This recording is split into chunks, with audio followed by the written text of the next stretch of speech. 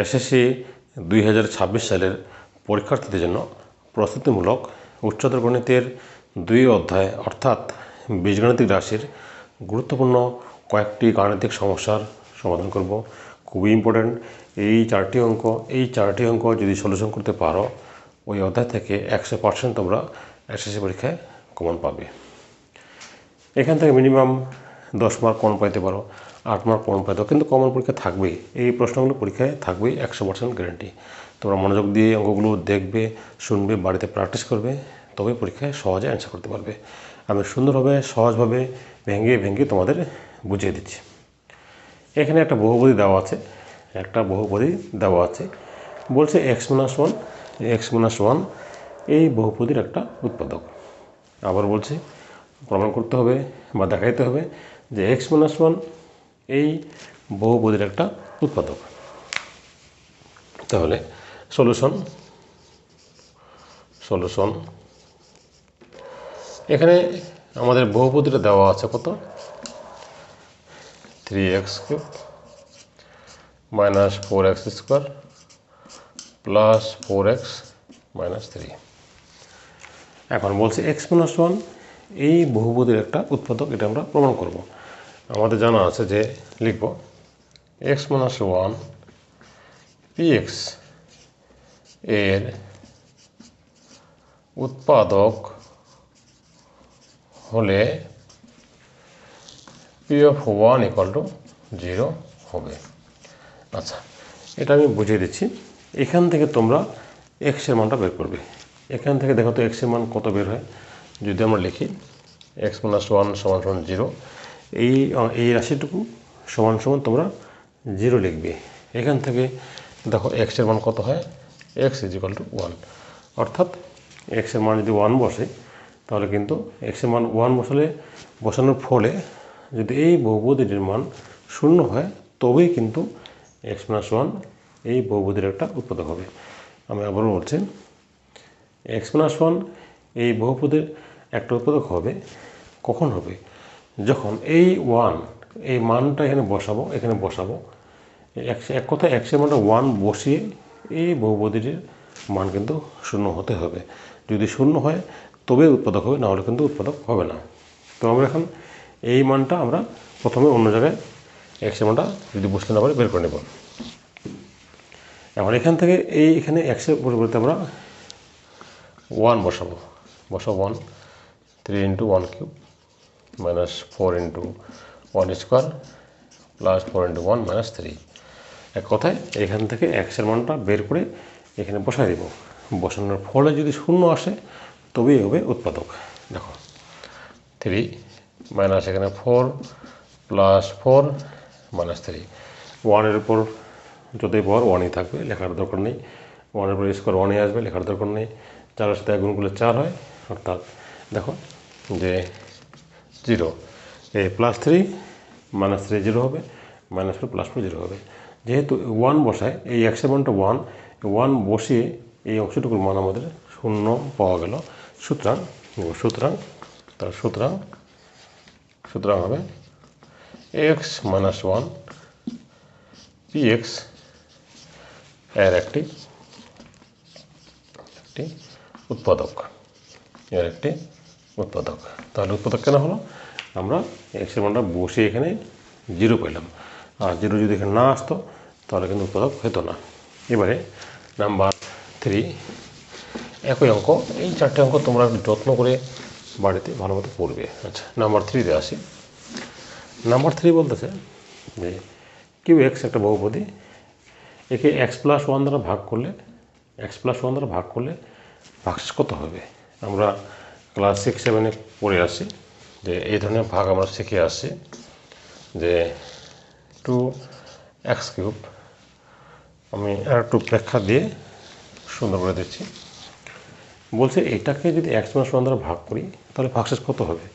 আমরা ছোটো ক্লাসে শিখে আসছি যে বীজগণিতের ভাগ কীভাবে করতে হয়, -x² আর +2x - 1। আচ্ছা, এই ধরনের ভাগগুলো সপ্তম শ্রেণীতে শিখে আসে যে প্রথমে আমাদের এই x এর সাথে কোনোটা গুণ করে এটা মিলাতে হবে।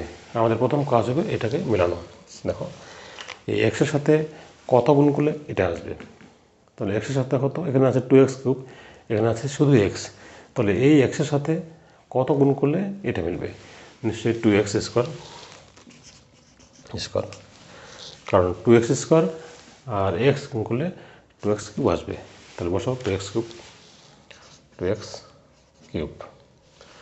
তারপরে এই 1-এর সাথে এটা গুণ করো, কত হবে, প্লাস 2x স্কোয়ার। এখন যেহেতু ভাগের ক্ষেত্রে আমরা বিয়োগ করি, চিহ্ন চেঞ্জ করো, এখানে -3x স্কোয়ার প্লাস 2x আর -1। এখন আমাদের এটা মিলাতে থাকবে। আবার একই হিসাব, এক্সের সাথে কত গুণ করলে এটা আসবে, দেখো এই এক্সের সাথে অবশ্যই -3x, -3x গুণ করলে কত হবে, 3x, আর এক্স কত হবে 3x স্কোয়ার, আর মাইনাসে প্লাসে -3x, 1 গুণ করলে কত হবে 3x হবে। আবার যেহেতু বিয়োগ করব, তাহলে আমরা চিহ্ন চেঞ্জ করব, এটা বাদ, এখানে ভ্যানিশ হচ্ছে, থাকতেছে কত এখানে 5x - 1।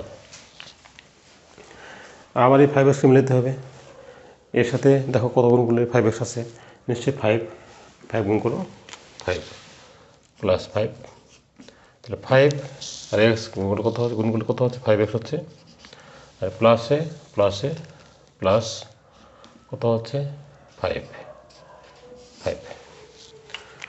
এখন দেখো যেহেতু বিয়োগ করব, চিহ্ন চেঞ্জ করবো, দেখো ভাগশেষ কিন্তু -6। এই যে আমরা x-1 দ্বারা এই রাশিটাকে ভাগ করলাম, ভাগ করে আমরা ভাগশেষ কত পেলাম 6, আমাদের উত্তর কিন্তু হয়ে গেছে।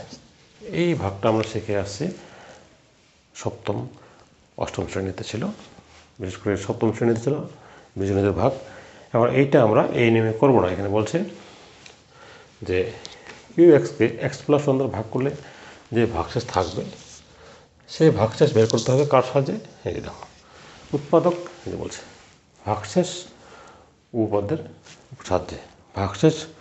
উপপাদ্যের সাহায্যে আমরা নির্ণয় করবো, এইভাবে করবো না আমরা।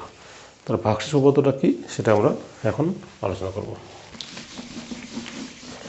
একবার ভেরি সিম্পল, আমরা ভাগশেষ উপপাদ্যের নিয়মে করব। তাহলে আমাদের বহুপদীটা কত হলো, বহুপদী হলো দেখো 2x cube -x square plus 2x -1। আচ্ছা, তাহলে আগের মতো লিখব x+1 কিউব এক্সকে লিখব cube of x K x+1 দ্বারা ভাগ করলে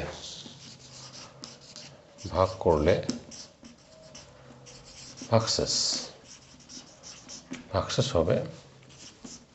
আচ্ছা, আমি এইখান থেকে আমরা এক্সের মানটা বের করবো, বের করে এখানে বসিয়ে দিলেই আমাদের ভাগশেষ চলে আসবে। দেখো কত সহজ। এখান থেকে এক্সের মান যদি বের করতে না পারো, তোমরা এটা সমান 0 লিখবে, তাহলে দেখো এক্সের মানটা কত আছে -1, এখান থেকে এক্সের মান কত হলো -1। তাহলে কিউব এক্স মানে এই রাশিটাকে x+1 দ্বারা ভাগ করলে ভাগশেষ হবে। আমরা এক্সের পরিবর্তে কত বসাবো -1, এক্সের পরিবর্তে বসাবো -1, বসাও 2 -1 কিউব মাইনাস এখানে -1 স্কোয়ার প্লাস 2 -1 দেখো আমরা খুব সুন্দরভাবে এক্সের মানটা বসিয়ে দিলাম। এখানে আসবে কত, এখানে আসবে -2, এখানে আসবে -1, এখানে -2 আসবে, এখানে -1 আসবে, অর্থাৎ দেখো -6। তার মানে ভাগশেষ কত -6। আগেও কিন্তু -6 এসেছিল, এখনও -6, তার মানে ভাগশেষ কত -6। এক কথায় এইখান থেকে এক্সের মানটা বের করে এই মানটা এক্সের মানটা এখানে বসিয়ে দিলেই আমাদের ভাগশেষ চলে আসবে।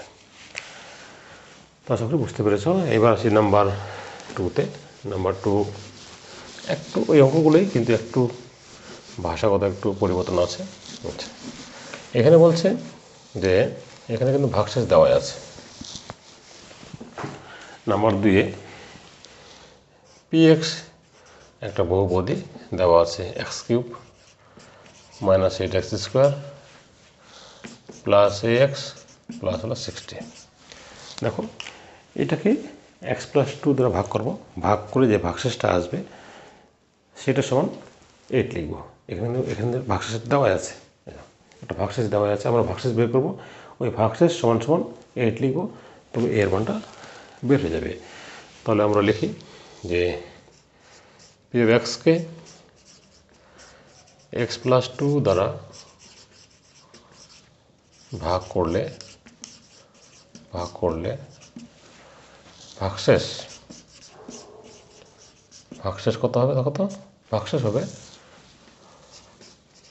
আচ্ছা আমরা এখান থেকে x এর মান বের করে নিই। দেখো x+2 সমান 0, তার মানে x এর মানটা কত আসবে? -2। এবং এখানে আমরা x এর পরিবর্তে বসাবো কত? -2 বসাতো, -2 cube -8 -2 square plus a -2 plus 60। আচ্ছা আমি কী করলাম, x এর পরিবর্তে শুধু -2 বসিয়ে দিলাম। তো এখানে আসবে কত? -8, এখানে 2 2 4, 8 4 32, এখানে -2a প্লাস হলো 60। আচ্ছা 32 আর 40, তার 60 থেকে 32 আর 8 যোগ করলে 40 হয়, 60 থেকে 40 বাদ দিলে 20 হয়, অর্থাৎ 20 মাইনাস কত? 2a। আমাদের কিন্তু ভাগশেষ বের হয়ে গেল, আমাদের ভাগশেষ কত আসলো? 20 মাইনাস 2a। এখন এই ভাগশেষ, এখানে একটা ভাগশেষ দেওয়া আছে 8। এখন লিখব শর্ত মতে বা প্রশ্ন মতে যে 20 মাইনাস 2a ইকুয়াল টু 8, এই ভাগশেষ দেওয়া আছে 8, অর্থাৎ -2a ইজ ইকুয়াল টু 8, 20 ওদিকে মাইনাস হয়ে যাবে। আচ্ছা তাহলে -2a equal to -12, x is equal to -12 by -2, a is equal to, তার মানে a এর মানটা কত আসবে? 6। দেখো কত সহজ, আমরা সহজে এর মানটা আমরা নির্ণয় করলাম। -2 বসিয়ে ভাগশেষ বের করলাম, এই ভাগশেষ সমান সমান এই যে 8 দেওয়া আছে লিখলাম, লিখে এখান থেকে আমরা এর মানটা বের করলাম 6। তো সেক্ষেত্রে বুঝতে পেরেছ। এবার আসি নাম্বার 1, খুব একটা ইম্পর্টেন্ট অঙ্ক। এই অঙ্কটা এসএসসি পরীক্ষায় সবচেয়ে বেশিবার আসছে। এটা তোমাদের সৃজনশীলে সিকিউতে আসবে 4 মার্কের জন্য। আচ্ছা এখানে বলছে, দেখো খুবই সোজা, একটা বহুপদী দেওয়া আছে, এই বহুপদীকে x মাইনাস a আর x মাইনাস b দ্বারা ভাগ করলে কিন্তু একই ভাগশেষ থাকবে, একই ভাগশেষ থাকবে, তখন আমরা এটা আমাদের প্রমাণ করতে হবে। এখন দেখো আমরা আগের মতো লিখব যে পি অফ এক্সকে x মাইনাস a দ্বারা ভাগ করলে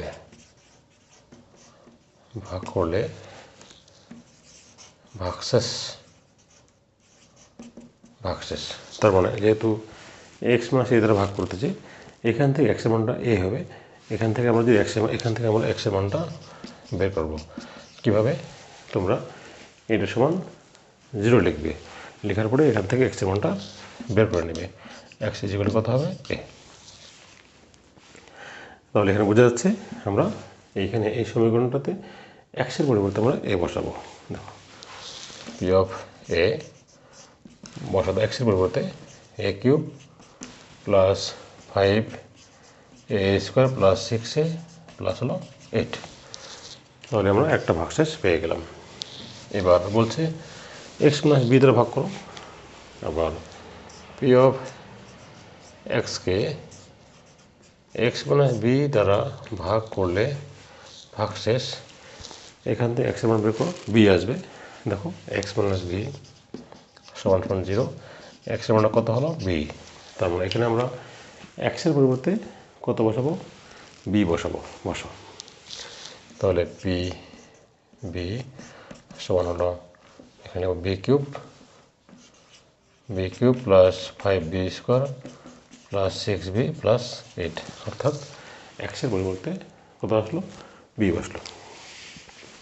এখন বলছে যে ওখানে একটা কথা লিখছে যে ভাগশেষ, দেখো ভাগশেষ কিন্তু একই থাকে, ভাগশেষের পরিবর্তন হয় না, দুটার ভাগশেষ একই, মানে এই বসে যা পাওয়া যাবে বি বসেও তা পাওয়া যাবে। তাহলে আমরা এখানে লিখব প্রশ্ন মতে বা শর্ত মতে a কিউব, এই দুটো সমান আসবে, plus 5a square plus 6a plus 8 সমান সমান b cube plus 5b square plus 6b plus 8। এখন সাজিয়ে নিব আমরা, দেখো কীভাবে সাজিয়ে নিচ্ছি।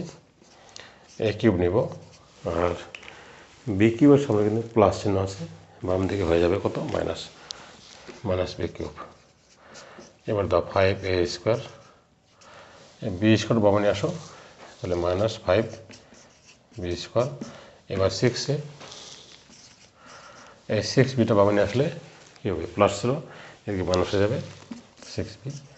এখানে প্লাস 8 আছে, এইটা বামে আসলে মাইনাস 8 হবে, যে কত 0 হবে। আমি আবারও দেখিয়ে দিচ্ছি।